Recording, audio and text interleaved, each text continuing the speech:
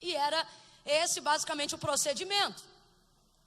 Agora, o rei do Egito, que já não faz mais memória de José, não faz mais memória da honra que os outros faraós dedicaram a ele e a sua memória, percebe que esse povo está crescendo, que os hebreus estão crescendo, que estão se multiplicando e que estão tomando conta da terra do Egito, ainda que sendo escravos, já são uma multidão que enchem a terra do Egito.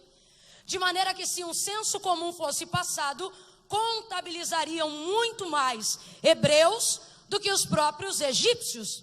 E isso deixa o camarada com medo, preocupado.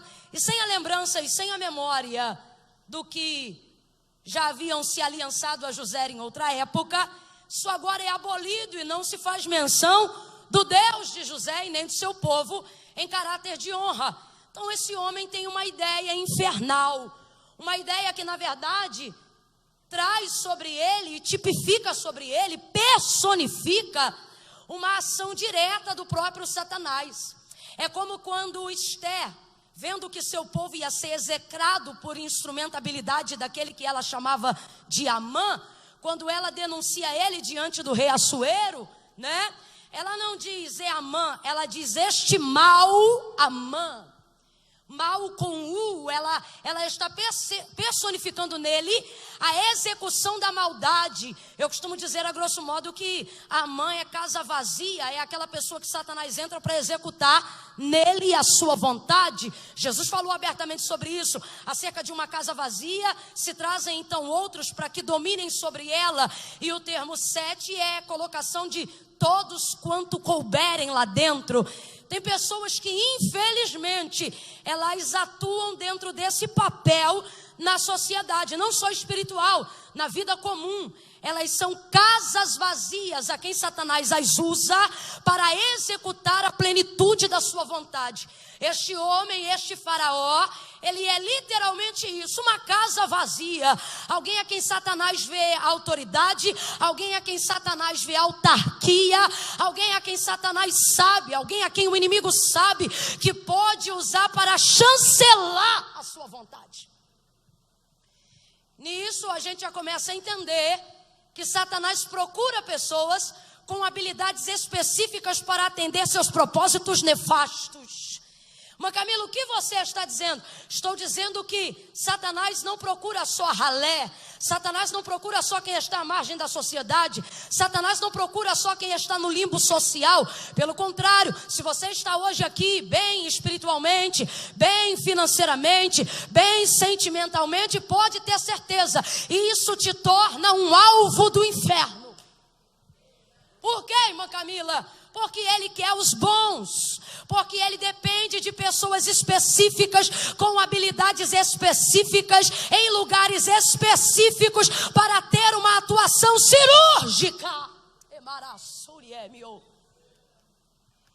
Então Satanás, o inimigo, o adversário das nossas almas, não é a primeira vez, mas é por causa disso que eu tenho liberdade para poder chamar esse faraó de casa vazia. Ele deseja personificar a essência do mal.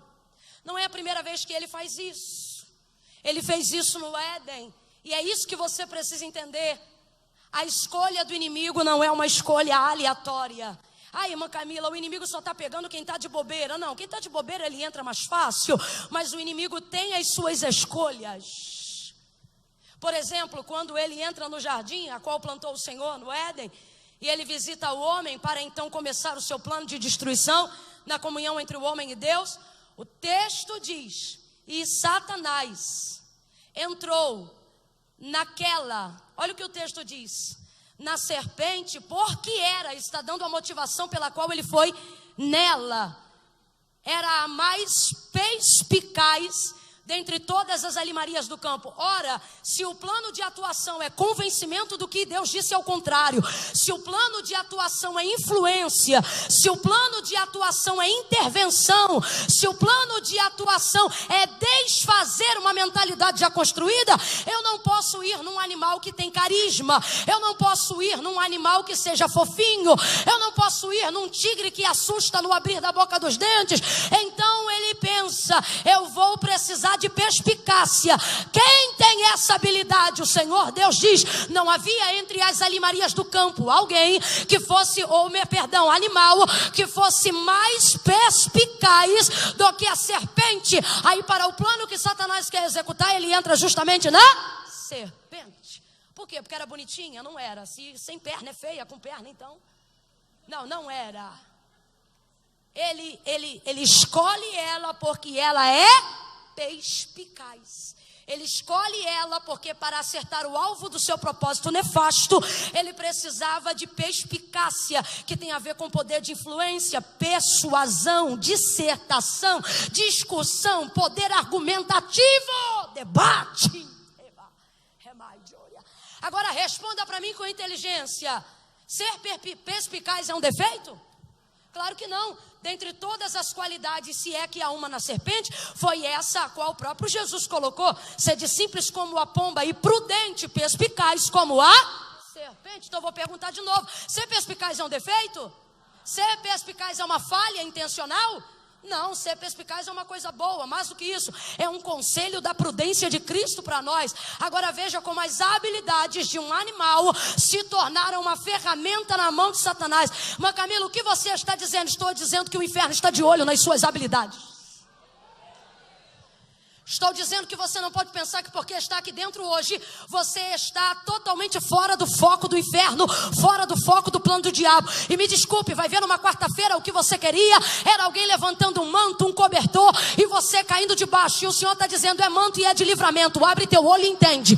Deus te trouxe hoje para dizer que as suas habilidades estão sendo observadas. Agora preste atenção. Preste atenção. Ele consegue fazer uso dessas habilidades, obviamente, usando Faraó. Com Faraó, ele vai ter o poder de chancelar o seu plano de execução. Ele trabalha no oculto e o homem revela em público. Ok? Uma vez convencido o Faraó, como o Faraó age com as parteiras? Do mesmo jeito que o poder do mal se manifesta sobre ele. Por que ele não bate na porta da casa de cada uma e manda os soldados deixarem as mulheres parirem sozinhas? Ou não faz uma varredura ele mesmo com os soldados, e dentro de um plano de censo ou de um plano de guerra, ele mesmo planeja a execução? Porque Satanás deseja trabalhar no oculto, porque se der certo ele ficará feliz, e se der errado só você fica envergonhado. Então, olha a estratégia utilizada por ele. Vai direto na cabeça das parteiras. Por quê? Porque elas também têm habilidades específicas. E quem acha que o império das trevas anda de maneira desorganizada está muito equivocado.